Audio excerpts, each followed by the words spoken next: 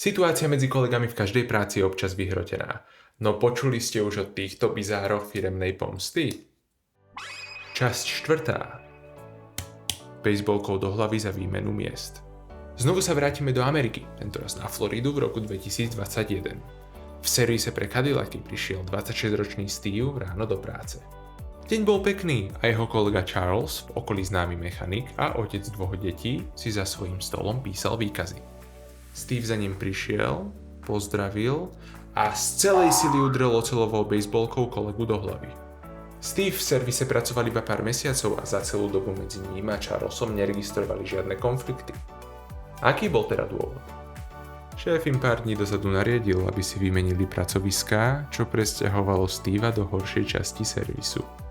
Napriek tomu, že bol Charles do príchodu záchranárov privedomý, v nemocnici na následky úrazu zomrel. Steve dostal od súdu doživotie. A my všetci dúfame, že je konečne so svojím novým miestom spokojný.